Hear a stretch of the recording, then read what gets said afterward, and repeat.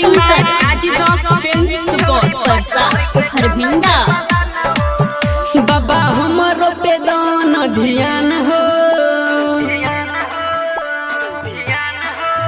बाबा हमरो पे दान ध्यान हो, छौरी पटावे के चले छै पालन हो।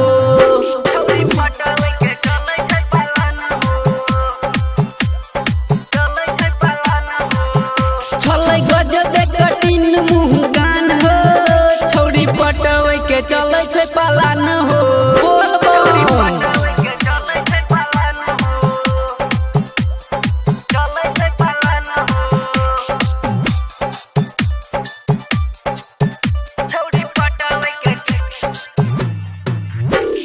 डीजे ओम शंकर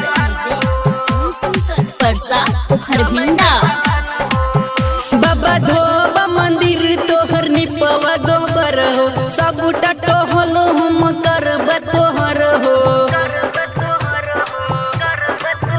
बाबा धोबा मंदिर तोहर निपवा गोबर हो, सब टटोहल हम करब तोहर हो।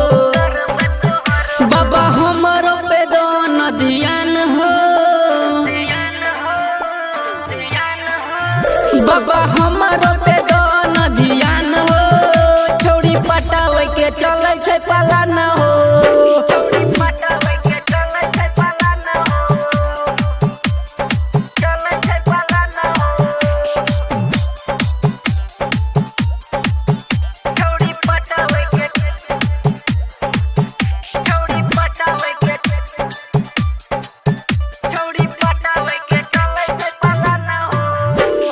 डीजे ओम शंकर परसा खरभिंडा। संगम संतोषी के सुनील पुकार हो, भांग धतूरा चढ़त बार बार हो। राजीव रंजन के सुनील पुकार हो, भांग धतूरा चढ़त बार बार हो। बाबा को दिहब की मिलान हो, बाबा को दिहब की मिलान हो, छौरी पटावे के चले छै पालन हो।